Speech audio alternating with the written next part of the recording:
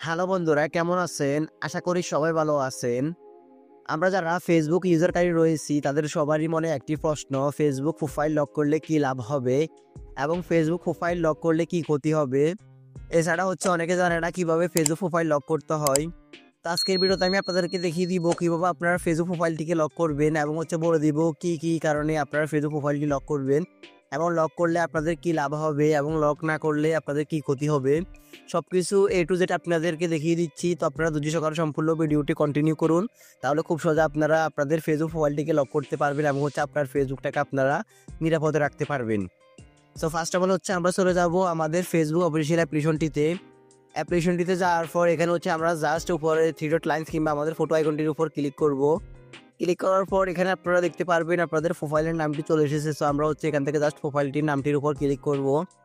And then click করার পর আপনারা দেখতে পারবেন এখানে নিচে থ্রি ডট লাইন্স দেখা যাচ্ছে। তো আপনারা এখান থেকে জাস্ট থ্রি ডট লাইন্সের উপর ক্লিক করবেন। দেন ক্লিক করার পর এখানে আপনারা দেখতে পারতেছেন নিচে একটি লেখা চলে এসেছে লক প্রোফাইল।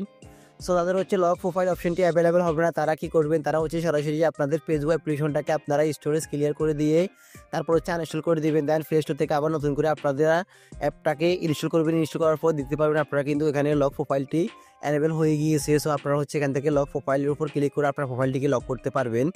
তো প্রোফাইলটিকে লক করার জন্য আপনারা জাস্ট এখানে লক প্রোফাইলের উপর ক্লিক করবেন। ক্লিক করার পর নিচে দেখতে পারতেছেন লক ইউর প্রোফাইল। তো আপনারা জাস্ট এখান থেকে লক ইউর প্রোফাইলের উপর ক্লিক করার সাথে সাথে আপনার প্রোফাইলটি কিন্তু অটোমেটিকলি লক হয়ে যাবে। এখন কথা ফেসবুক প্রোফাইল লক হলে আপনাদের কি লাভ হবে কিংবা ফেসবুক প্রোফাইল লক না করলে আপনাদের কি ক্ষতি হবে। মূলত এখানে ফেসবুক প্রোফাইলটা যখন লক করে রাখবেন, লক করার পর আপনার যে প্রোফাইল পিকচার কভার ফটো এগুলো কেউ দেখতে পারবে না। এছাড়া আপনার ফ্রেন্ডস ছাড়া কেউ আপনার প্রোফাইলে ঢুকে আপনার ফটোজ ভিডিওস তারপর আপনার স্টোরেজ যেগুলো আপনি শেয়ার করেছেন সেগুলো কেউ দেখতে পারবে না। শুধুমাত্র যারা আপনার ফ্রেন্ড লিস্টে রয়েছে, তারা, নতুন করে কেউ কিন্তু আপনার ফেসবুক প্রোফাইলে এসে আপনার যে ইনফরমেশনগুলো রয়েছে সেই ইনফরমেশনগুলো কালেক্ট করতে পারবে না কিংবা আপনার প্রোফাইলটি স্ক্রিনশট দিতে পারবে না। এছাড়া আপনার প্রোফাইলটি কোনোভাবে হ্যাক করারও যে প্রসেসটা থাকে সেই প্রসেসটা তারা কিন্তু কমপ্লিট করতে পারবে না। মূলত ফেসবুক প্রোফাইল লক করলে আপনাদের এই লাভগুলো হবে। সো যারা এখনও ফেসবুক প্রোফাইলটি লক করে নাই তারা খুব তাড়াতাড়ি ফেসবুক প্রোফাইলটি লক করে নিন। তাহলে কিন্তু আপনারা এই সমস্যাগুলো থেকে আপনারা বাঁচতে পারবেন।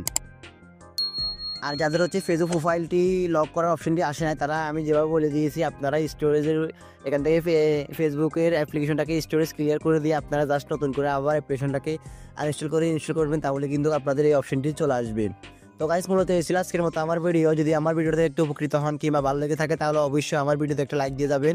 আর অবশ্যই আমার এই চ্যানেলটিকে সাবস্ক্রাইব করে পাশে থাকা বেল আইকনটি অবশ্যই অন করে দিয়ে যাবেন।